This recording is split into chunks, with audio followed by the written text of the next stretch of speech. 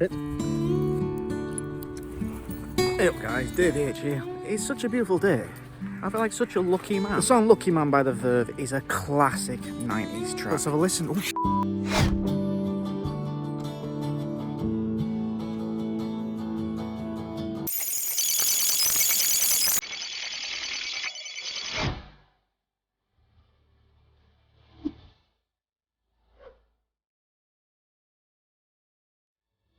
what did you reckon to it, lad? It's strange because this kind of rock of this time, people had really beautiful voices, but they still had this attitude in the way they sang. Like, it sounds like someone you wouldn't mess with. Okay, it's time that we head back.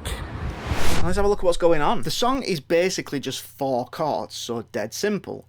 But I've already filmed this section once already, and when I was editing the video, I realised that I'd made quite a big error. The song sounds like it's in G major to me, because that sounds like home.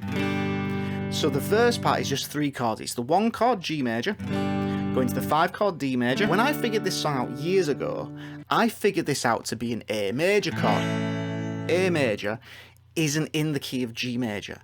So I was thinking of this as being a borrowed chord from G Lydian. Now that's a lot of technical jargon, but when I was editing the video, I decided to watch some videos of Richard Ashcroft playing this song live, and I noticed that he uses the A sus2 chord, which does sound right to me. When I looked at some video tutorials and some chord charts and things, people are also saying there's A sus4 as well as the A sus2, and that also sounds correct to me. I have made a video on the channel all about suspended chords. If you are interested in learning a bit more about suspended chords, check that video out. In that video I do talk about how the 2 chord can be made into a sus2 or a sus4, and it will still be using notes that are from the key that you were in, so it stays diatonic. So in the key of G major, this 2 chord would be an A minor. We can change that into a sus2 or a sus4, and you'll still be using notes from within the key. But when singing the song, if I was to change that sus2 kind of sound or sus4 sound and just use an A minor, which would be diatonic as well,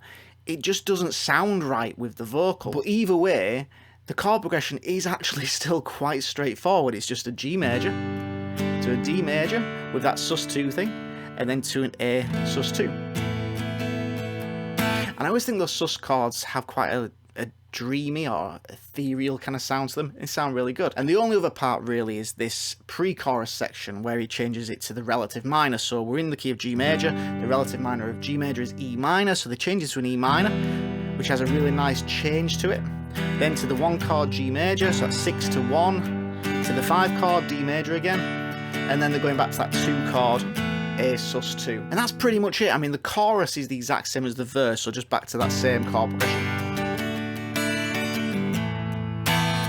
To me, this is one of those songs that immediately takes me back to the 90s. It's a really good song, it just sounds really good, it has very good lyrics, he has a great voice. There's obviously like a catchiness to what he's singing and his melodies, but there's also a strong rhythm behind them. The rhythms that he has have kind of, I almost want to say like a tribal kind of sound. I could imagine someone banging the rhythms that he's singing on a drum. Da-da-da, da-da-da, da-da-da-da-da, da-da-da-da-da, da-da-da.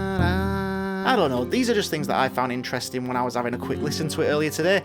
You might find completely different things interesting, so let me know your thoughts in the comments section below, and let me know if there's any other songs you want to see me cover in this series. Please like the video, subscribe to the channel, and I'll see you next time, guys.